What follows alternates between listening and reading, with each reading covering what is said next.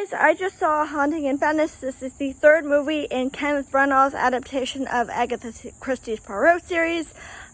He is my favorite detective of all time, and the first one was, I believe it was Murder on the Orient Express. The second one was Death on the Nile, which I really didn't like, but that was not because of Kenneth Branagh's adaptation, although I don't like him as Poirot. I don't think he works.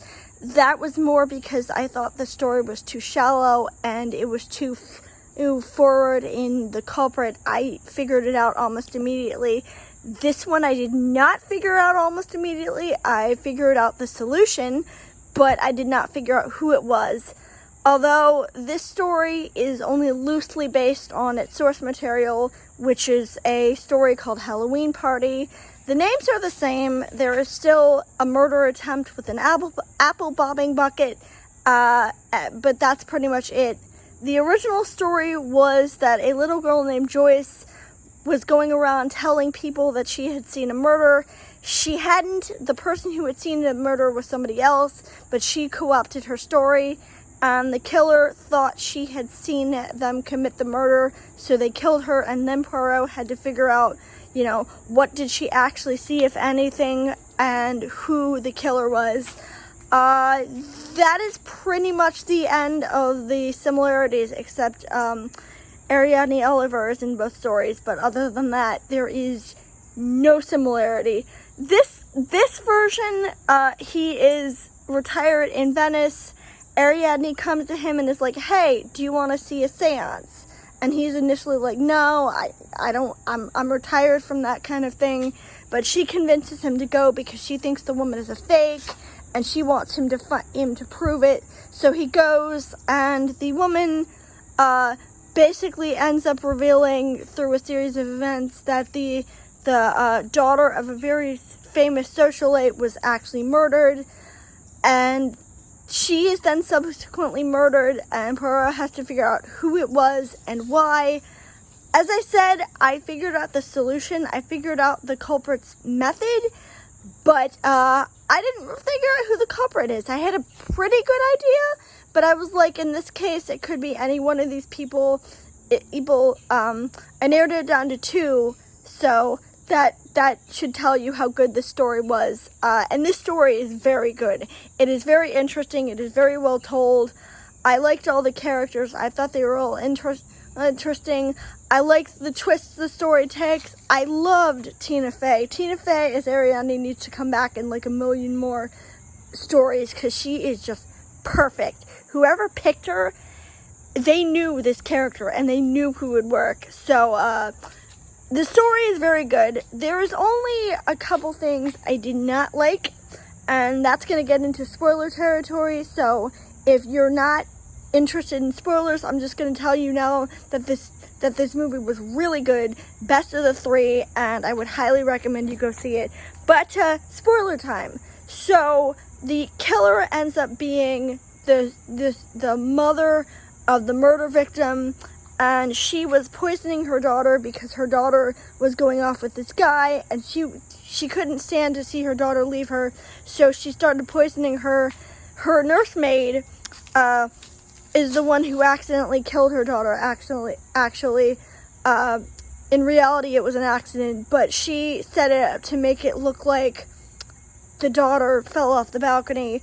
And what I don't understand, and maybe somebody could explain this to me, is if she came home and found that her nursemaid had killed her daughter, I would fly into a rage and just strangle the crap out of my nursemaid.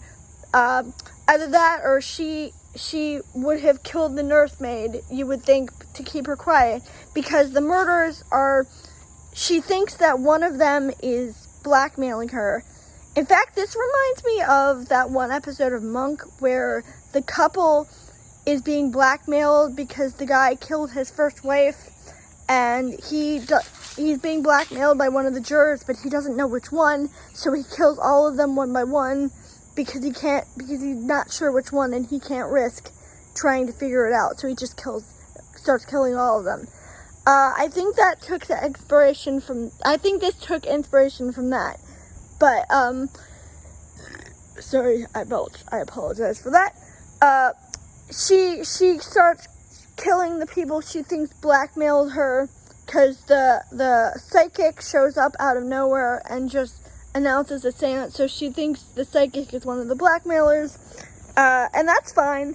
But the other one she thinks is a blackmailer is a guy who was the doctor who was attending her daughter, and instead of just killing him, for whatever reason, she decides to tell him to kill himself. But she doesn't just tell him to kill himself. No, she decides to tell him to put a sword against the wall, turn around, and back into it. Like, first of all, I don't think swords would have that much strength. I don't think you could actually do that reflectively. I don't think you could push yourself that far. And second of all, why didn't she just kill him?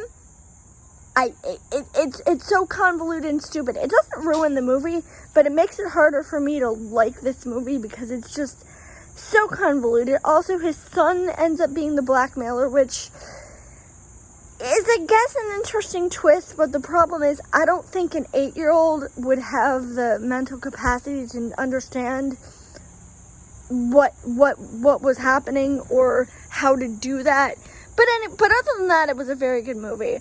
I also liked the fact that they were playing with your head, because the poison that she was using caused hallucinations, and through the whole movie, Poirot kept hearing people, he kept hearing kids, because they were so this old.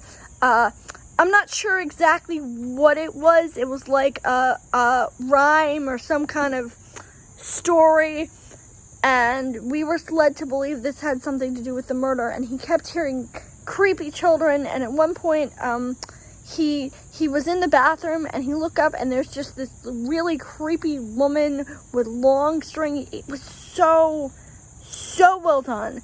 The atmosphere was great. The cast was great. It's still a 5 out of 5, even though I thought a couple things didn't work. But if this is the way they're gonna do the movies from now on, I will watch a million more of these movies. I still don't like Kenneth Branagh as Poirot, but I can get past that if the movies turn out as good as this one. So, that's it for now, and I will see y'all in the next movie.